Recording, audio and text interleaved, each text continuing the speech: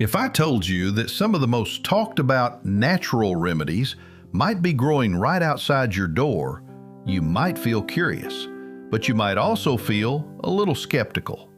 Because over time, we've heard a lot of strong claims about plants, what they can fix, how fast they work, and how powerful they are. And sometimes those claims go a little too far. This video is not about quick fixes, and it's not about replacing modern medicine. Instead, I want to walk you through something a bit more grounded: how certain traditional plants have been used, what they may actually help with, and just as importantly, where their limits are.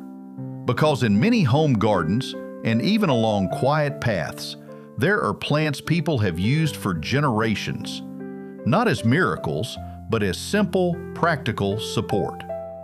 Some of them help the skin recover, some support the lungs, some simply make discomfort a little easier to live with.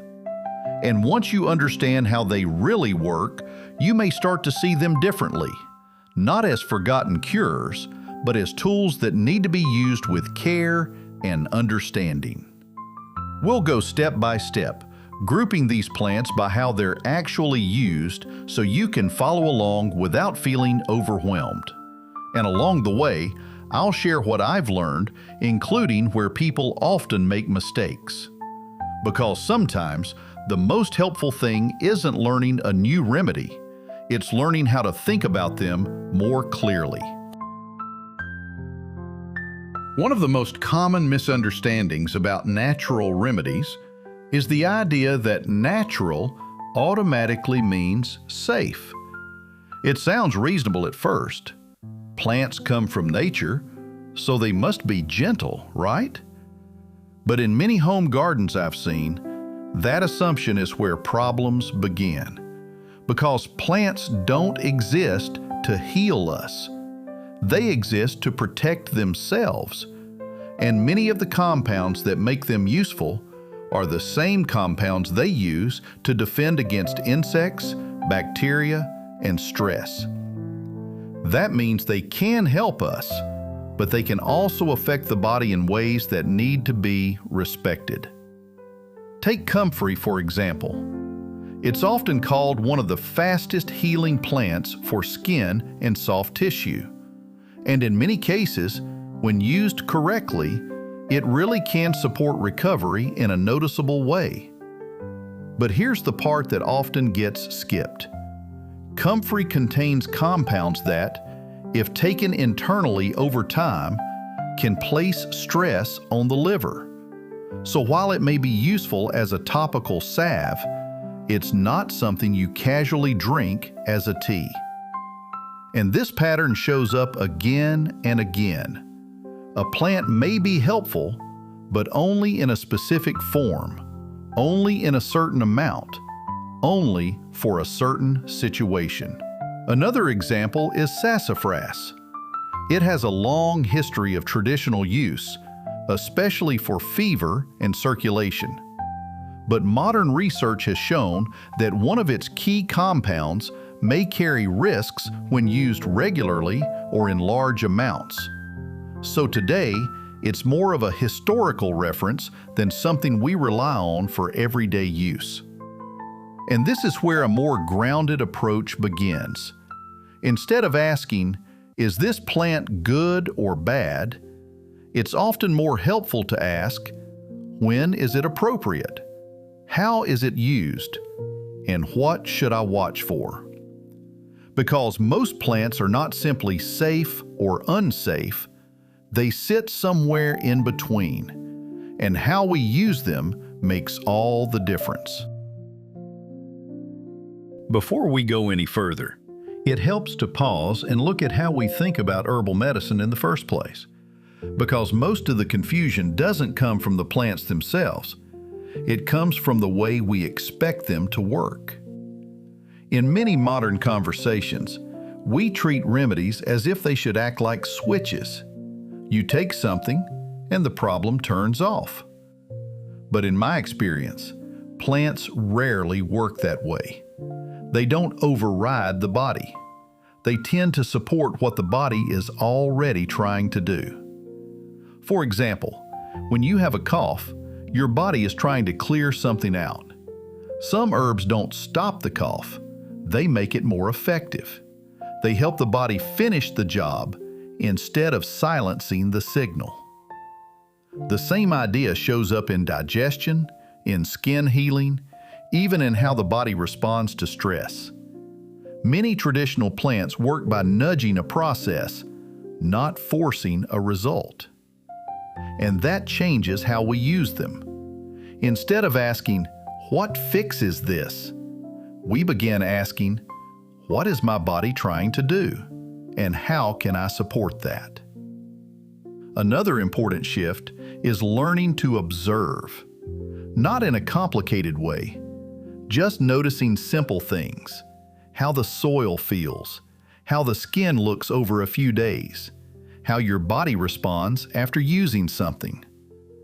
Because with herbal approaches, feedback matters more than formulas.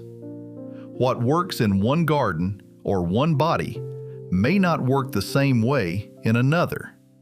And that's not a limitation. It's simply part of working with living systems. So as we go through these plants, try not to think of them as solutions. Think of them as tools. Tools that can be helpful when used at the right time, in the right way, with a bit of patience. Let's begin with one of the most approachable plants in this entire list, calendula. You've probably seen it before. Bright orange or yellow flowers, often growing quietly in home gardens. At first glance, it doesn't look like anything particularly powerful. And in a way, it isn't. Not in the dramatic sense people often expect. But this is exactly what makes calendula so useful. It doesn't overwhelm the body. It supports a process that's already happening: skin repair. When the skin is cut, irritated, or slightly burned, the body begins rebuilding tissue almost immediately. Calendula seems to support that process by reducing inflammation and helping the surface heal in a more stable way. In many home gardens I've seen, people use it as a simple infused oil or salve, not for deep wounds, not for serious injuries, but for everyday situations, small cuts, minor burns, irritated skin. And this is where expectations matter. Calendula doesn't heal instantly. What it often does is help the skin heal a little more cleanly, with less irritation along the way. The flowers contain compounds like flavonoids and triterpenoids that are associated with anti-inflammatory and antimicrobial effects. That's part of why it's been used consistently across different traditions. A common approach is simple: dry the flowers, infuse them slowly in oil, and use that oil on the skin when needed. No urgency, no complexity. And like most plants we'll talk about, it has limits. If a wound is deep, if there are signs of infection, or if healing isn't progressing, that's a different situation. Calendula belongs in the space of everyday care, not emergency treatment. And maybe that's why it's often overlooked, because it's gentle, common, unimpressive at first glance. But in practice, it's one of the most reliable supports you can grow. Some of the most useful plants are the ones people walk past every day without noticing. Plantain and yarrow fall into that category. They don't look rare, they don't look special, and that's exactly why they're often ignored. Plantain grows low to the ground, in lawns, along paths, even between cracks in the soil. And in many cases, it's one of the first plants to show up where the ground has been disturbed. Traditionally, it's been used as a kind of immediate first aid. Not something you prepare in advance, but something you use right when you need it. If the skin is slightly cut or irritated by an insect bite, people would crush a fresh leaf and apply it directly. What they often notice is that the area feels calmer, less irritated, and sometimes stops bleeding more quickly. Modern studies suggest plantain contains compounds that may support wound healing, reduce inflammation, and help limit microbial growth. But again, this applies to minor situations, small cuts, mild irritation, simple, everyday problems. Yarrow works in a similar space, but in a slightly different way. Where plantain is more soothing, yarrow is often associated with stopping bleeding. Historically, people would carry dried yarrow or use the fresh leaves directly on a cut. And in many cases, it helped slow bleeding while also supporting the healing process. That combination is part of what makes yarrow interesting. It doesn't just address one part of the problem, it supports both, the immediate response and the longer repair. But just like before, context matters. These plants are not for deep wounds, not for serious injuries. They belong in that first layer of response before anything becomes complicated. And maybe that's the key idea here. Sometimes the most valuable knowledge isn't about rare plants or complex preparations. It's about recognizing what's already around you and knowing when it's appropriate to use it. As we move forward, this is where things start to shift a little, because not every useful plant is gentle in the same way. Some are effective enough that they need to be used with more care. Comfrey is one of them. For a long time, it's been known as a plant that helps the body repair tissue. You'll sometimes hear it called bone knitter. And while that name may sound exaggerated, it points to something real. Comfrey contains a compound called allantoin, which is associated with cell proliferation. In simple terms, it encourages the body to rebuild tissue more quickly. This is why people often use it for bruises, sprains, and minor soft tissue injuries. When applied to the skin, many notice that recovery feels a bit faster and discomfort settles sooner. But this is where the conversation needs to slow down, because comfrey also contains compounds that can affect the liver if taken internally over time. So while it can be very helpful on the outside of the body, it's generally not something you want to use casually as a tea or supplement. This is a good example of something we mentioned earlier. A plant can be useful, but only in a specific form. Topical use is very different from internal use. In many home settings, people prepare comfrey as a salve. The dried root or leaves are infused in oil, then applied to the skin over time. Not rushed, not overused. And there's one more important detail. Because comfrey supports rapid tissue repair, it's usually not applied to deep or infected wounds.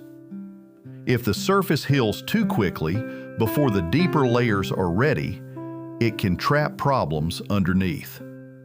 So again, context matters. Comfrey can be incredibly useful when used with understanding. But without that understanding, it's easy to use it in ways that don't help or even create new issues. And this is the balance we're looking for throughout this video. Not avoiding powerful plants, but learning how to work with them in a way that makes sense. As we move from skin to more sensitive areas, things become a bit more delicate, because working with the mouth and throat is different from working with the skin. You can't just apply something and leave it there. Everything interacts more directly and more quickly.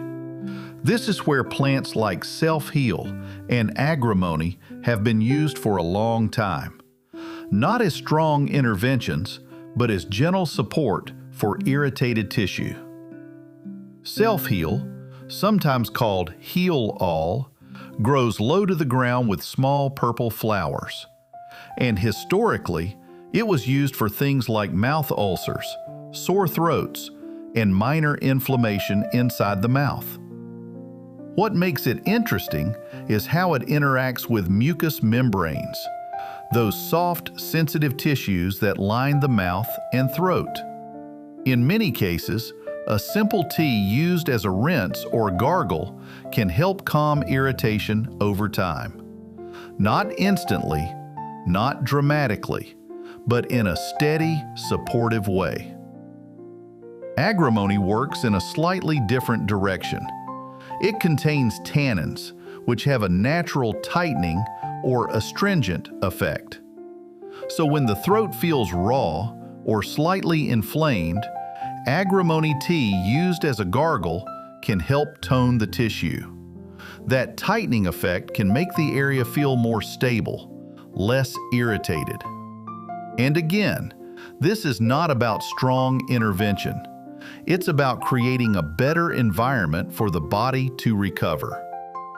In many home uses, these plants are prepared simply: dried, steeped in hot water, cooled slightly, then used as a rinse. Nothing complicated. But there's an important boundary here. If symptoms are severe, persistent, or getting worse, that's no longer a situation for gentle support alone. These plants fit best in the early stages or mild conditions, where the body is already working and just needs a bit of help. And that's a pattern you'll start to notice. Many traditional plants don't force change. They make it easier for the body to do what it's already trying to do. As we move into respiratory support, it helps to look at one of the most commonly overlooked plants for the lungs: mullein. You've probably seen it.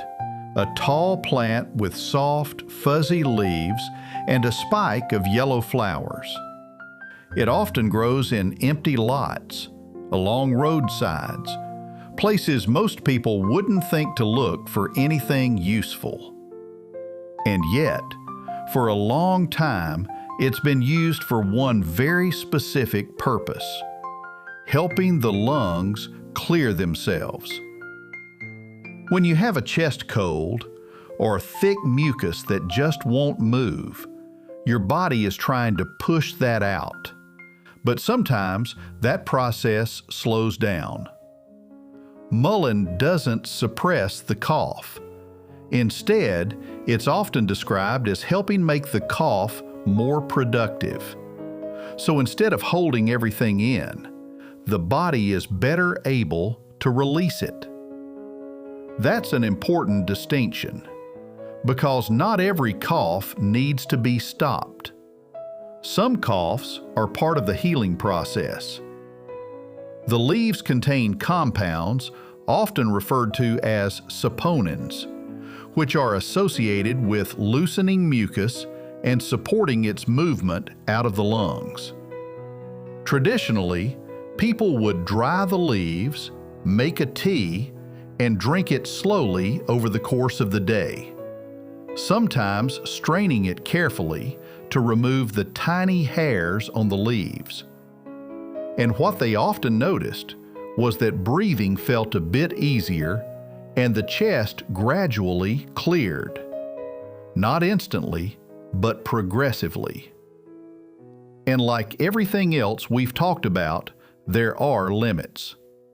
Mullein may be helpful for mild to moderate congestion, but if symptoms are severe, persistent, or involve difficulty breathing, that's a different situation entirely.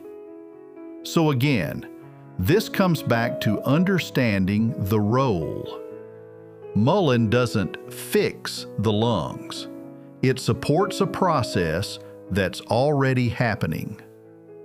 And when used that way, it can be a quiet but meaningful kind of support.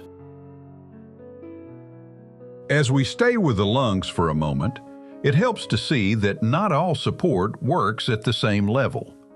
Some plants are gentle and surface level, while others go a bit deeper. Horehound and elecampane are good examples of that difference. Horehound has been used for a very long time, especially for coughs that feel heavy, with mucus that just sits there. It was even made into lozenges and candies long before modern cough drops existed. But what makes it different is how it approaches the problem. It doesn't try to silence the cough. It encourages movement. By helping loosen congestion, it allows the lungs to clear more effectively. So instead of suppressing symptoms, it supports the body's effort to resolve them. And for many mild to moderate cases, that's often enough. But sometimes the situation goes deeper. That's where elecampane comes in. Traditionally, elecampane was used for more persistent lung issues, the kind that linger. A cough that doesn't fully go away, a feeling of heaviness in the chest, or recovery that seems incomplete. Unlike faster-acting herbs, elecampane is usually taken over time, not days, but sometimes weeks, because its role isn't just to clear, but to support deeper recovery. The root contains compounds associated with antimicrobial and expectorant effects. But more importantly, it's often described as a lung tonic, something that helps rebuild strength after illness has passed. And this brings us back to an important pattern. Not every situation needs something strong and immediate. Sometimes what's needed is something steady and consistent. Horehound may help move things along. Elecampane may help restore what's been weakened. Different roles for different stages.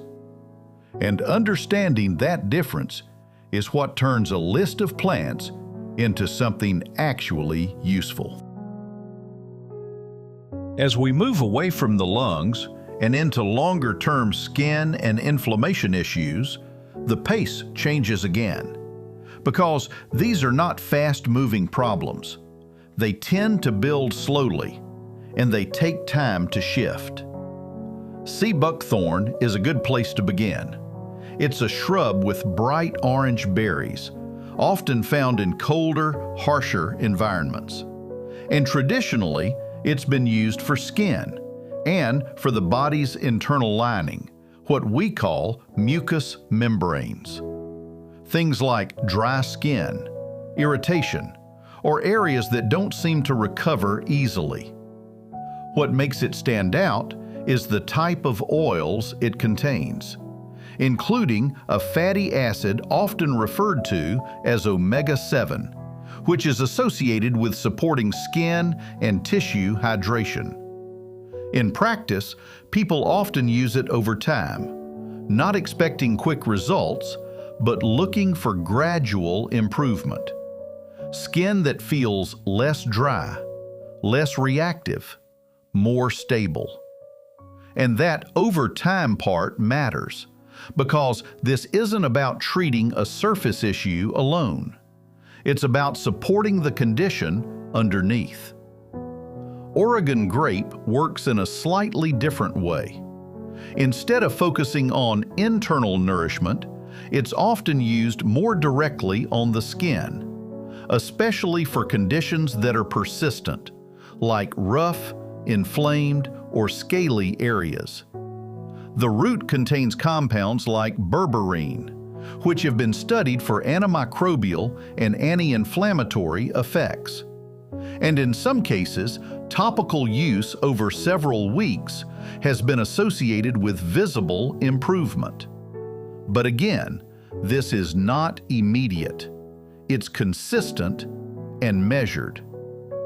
And just like before, there are boundaries. Chronic skin conditions can have many causes. And while these plants may help, they are not a complete solution on their own. What they offer is support. Support that becomes more noticeable when used with patience and with attention to the bigger picture. Because when it comes to long-term skin issues, it's rarely about one thing. It's about how everything works together. As we continue, we move into an area that's a bit less visible. Not something you can always see right away, but something many people feel over time: internal balance. Red clover is one of those plants that often gets overlooked simply because it's everywhere. You see it in fields, in lawns, quietly growing without much attention. Traditionally, it's been used for longer-term support, especially in situations where the body feels out of balance rather than acutely unwell. For example, during hormonal shifts or ongoing skin irritation that doesn't seem to fully resolve. Red clover contains compounds called isoflavones, which are associated with mild estrogen-like activity. And in some cases, this may help support the body during periods of transition. But again, this is not immediate. It's something that's usually taken over weeks, sometimes months. Because the goal isn't to force change, it's to gently support a system that's already adjusting. Yellow dock works in a different direction. Instead of focusing on hormonal balance, it's often associated with digestion and elimination. Traditionally, it was used when digestion felt sluggish, or when the body seemed to hold on to things a little longer than it should. The root contains bitter compounds, which can stimulate digestive activity.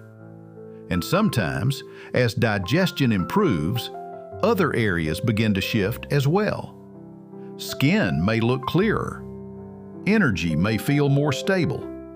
Not because the plant is treating those areas directly, but because systems in the body are connected. And this is where expectations need to stay realistic. These plants don't act like targeted solutions. They work more like gentle adjustments that ripple outward over time. So again, we come back to patience and to observation. Because with this kind of support, change is often subtle at first, but more meaningful in the long run. As we move into immune support, this is where tradition and modern understanding don't always line up perfectly, and boneset is a good example of that. Historically, boneset was widely used during times when flu-like illnesses were common and options were limited. People kept it on hand and reached for it early. Not after symptoms had fully developed, but right at the beginning, when there were chills, body aches, that heavy feeling that something was coming on. The traditional approach was simple: a hot tea taken early, followed by rest, often with the intention of encouraging the body to move through the illness more effectively. And this is where we need to be careful with how we interpret that. Boneset is often described as supporting fever response and helping the body push through illness. But that doesn't mean it prevents illness or replaces proper care. Modern research on boneset is still limited. There are indications of immune supportive and anti-inflammatory properties, but not enough strong clinical evidence to make definitive claims. So a more grounded way to see it is this. It may support the body during the early stages of a mild illness, but it's not something to rely on in more serious situations. And there's another detail worth noting. Boneset tea is very bitter, and traditionally, that bitterness was considered part of its function. It tends to slow you down, encourage rest, create a moment where you stop instead of pushing through. And that might be just as important as anything else. Because sometimes the most helpful shift is not what you take, but what you allow your body to do. Rest, recover, and move through the process at its own pace. When people hear the word antimicrobial, it's easy for expectations to jump very quickly, sometimes too quickly, because we tend to think in terms of replacement. What can I use instead of antibiotics? But in many cases, that's not the most helpful way to look at it. Plants like usnea and barberry are often mentioned in this context, and they do have properties that can affect microbes. Usnea, sometimes called old man's beard, is a lichen that grows on trees, and traditionally it was used externally, applied to wounds as a kind of natural dressing. It contains compounds that have been shown to have antimicrobial activity, so in simple situations, it may help limit infection on the surface. But again, this is not the same as systemic treatment. It's localized, situational, and best understood in that context. Barberry works differently. Instead of topical use, it's often discussed for internal support. It contains a compound called berberine, which has been widely studied. Research suggests it can influence bacteria as well as inflammation and digestion. And in some cases, it's been used traditionally for digestive infections or imbalance. But even here, context matters. Berberine is active. That means it can interact with the body in meaningful ways. So it's not something to use casually or continuously without thought. And this brings us back to a key point. These plants are not replacements. They don't step in and do the job of modern medicine. What they can do in the right situations is offer support.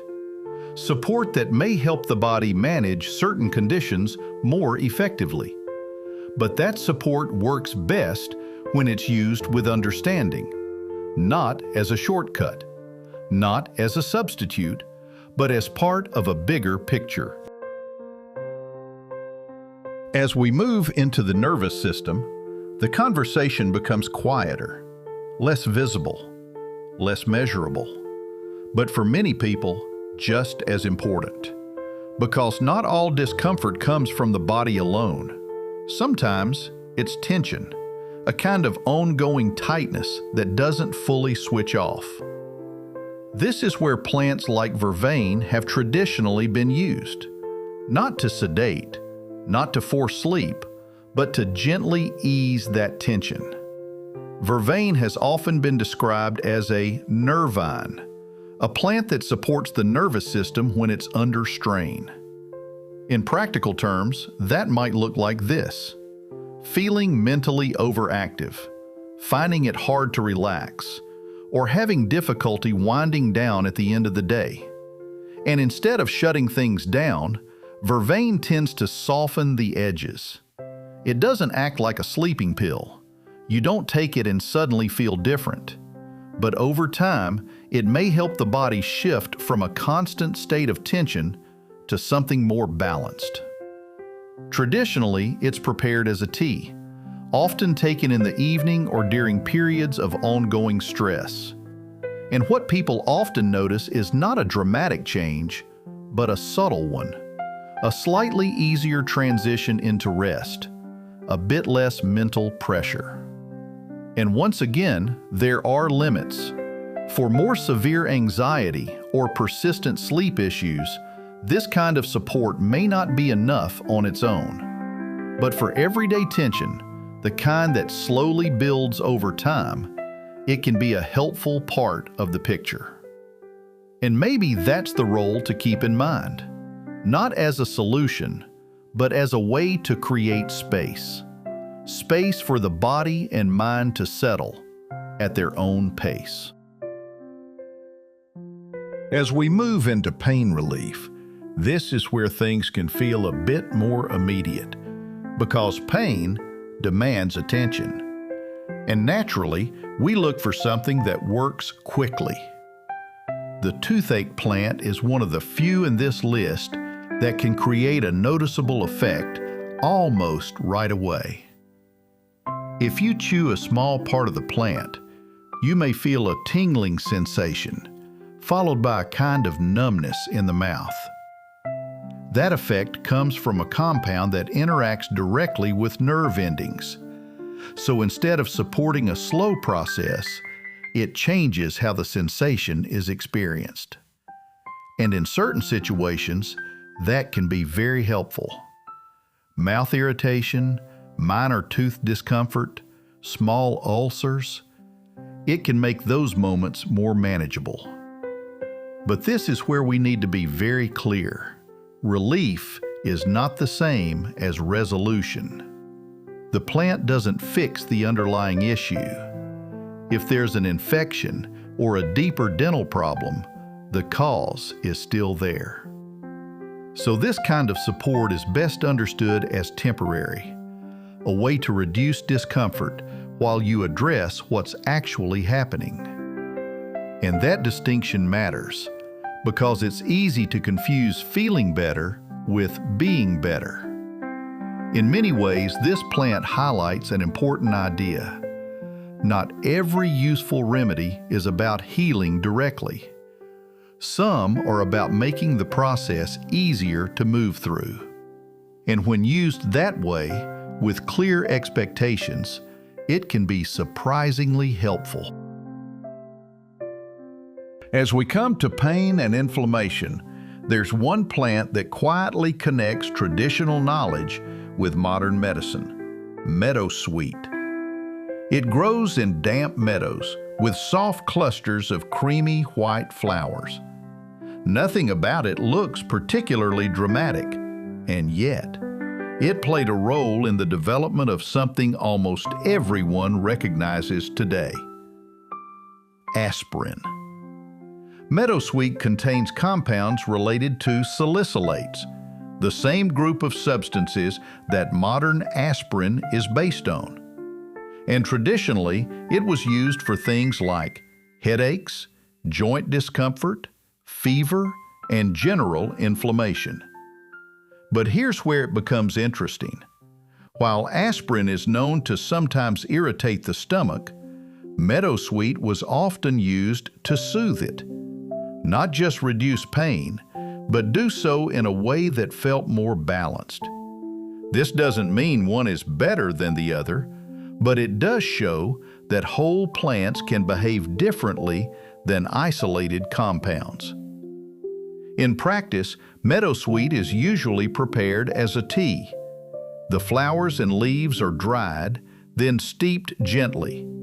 The flavor is mild, slightly sweet, and easy to drink. And like many plants we've seen, it works gradually, not with a sharp, immediate effect, but with a softer, steadier presence. And once again, there are limits. People who are sensitive to salicylates or already using certain medications need to be mindful, because even though it's natural, it still interacts with the body in real ways. So rather than thinking of it as a replacement for aspirin, it may be more helpful to see it as a different kind of option, one that reflects how people worked with plants long before modern synthesis. And in a way, it brings us back to the central idea of this video. not choosing between old and new, but understanding both with clarity. Up to this point, we've looked at plants that offer support with different levels of strength and limitation. But now we come to a different kind of example, one that reminds us that not everything natural should be used freely. Sassafras. For a long time, it held an important place in traditional medicine, used for fever, circulation, and general vitality. It was even part of early herbal traditions that later influenced commercial products, like root beer. So in its time, it was widely trusted, and for good reason. People observed real effects. But this is where modern understanding adds an important layer. Research later identified a compound in sassafras called safrole that may carry risks when used regularly or in high amounts. So today, the way we relate to this plant has changed. Not because traditional knowledge was wrong, but because we now understand more about how it works. And this is an important moment in the bigger picture, because it shows how knowledge evolves. Tradition gives us direction, experience gives us patterns, and science helps us see where caution is needed. So instead of using sassafras as a regular remedy, it's often approached now as part of herbal history, something to learn from rather than rely on.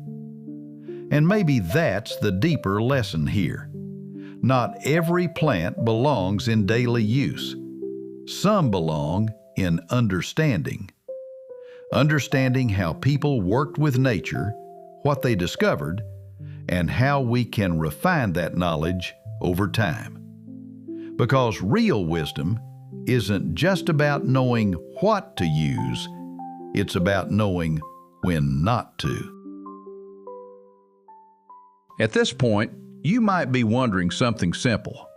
If these plants have been used for so long, why don't we hear about them more often?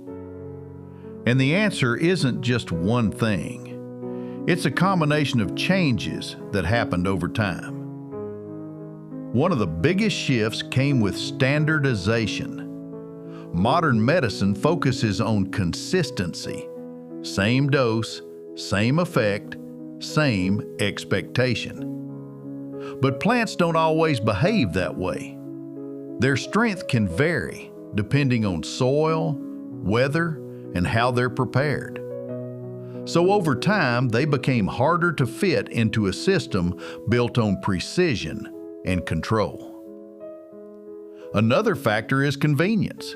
It's much easier to take something that's ready-made than to grow, harvest, dry, and prepare it yourself.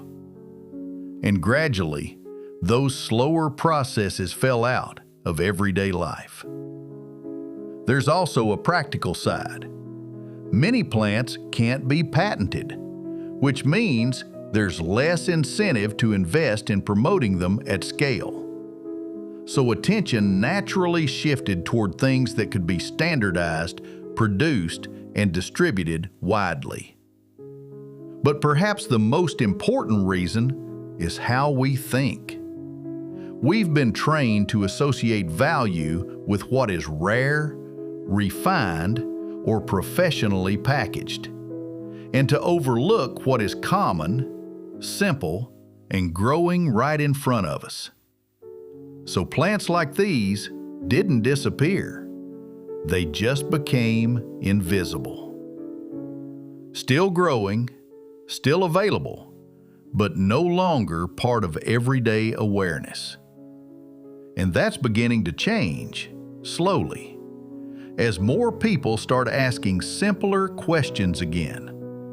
Not, what's the strongest solution, but what's appropriate? What's available? What makes sense here? Because sometimes rediscovering something old is really about seeing it clearly for the first time. So after looking at all of these plants, the question becomes simple. What do you actually do with this information? Because knowing about plants and using them well are two very different things. And the goal here is not to try everything at once. It's to approach this slowly and with a bit of structure. A good place to start is with the most gentle and familiar plants, the ones used for everyday situations. Small skin irritations, minor discomfort, simple support. Not the strongest plants, not the most complex uses, just the ones that allow you to observe without pressure. And as you do that, pay attention. Not in a technical way, just notice how your body responds, how the skin changes, how things feel over a few days. Because that feedback is what guides you, not a fixed rule, not a rigid formula. Another important step is to respect boundaries. If something feels unclear or outside your experience, it's okay to pause. There's no need to rush, and there's no benefit in trying to replace everything at once. In fact, the safest approach is often to combine understanding, using simple plant-based support alongside modern care when it's needed. Because this isn't about choosing one system over another. It's about knowing what each one does well. Plants can support, medicine can intervene, and knowing the difference is where confidence comes from. So if there's one idea to carry forward, it's this: start small, observe carefully, and let understanding build over time. So as we come to the end of this, we've looked at quite a range of plants, some gentle, some more powerful, some that are still useful today, and some that are better understood as part of history. But if there's one thing that connects all of them, it's this: they don't replace understanding, they require it. And maybe that's why they feel different from what we're used to. They ask for a bit more attention, a bit more patience. But in return, they offer something simple, a way to work with the body instead of trying to control it. And that doesn't mean going backwards. It doesn't mean rejecting modern medicine. It means knowing when support is enough and when something more is needed. Because real confidence doesn't come from having more options. It comes from knowing how to choose between them. So if this kind of slow, honest way of learning feels right to you, you're always welcome here. We take our time, we keep things simple, and we learn step by step. And if you've had your own experiences with any of these plants, I'd be genuinely interested to hear them. Not because there's one right answer, but because every experience adds a bit more understanding. And if you'd like to keep exploring together, you can subscribe whenever it feels right. No pressure, just an open invitation. For now, just take a look around your own space. You might start noticing things that were always there, but never really seen.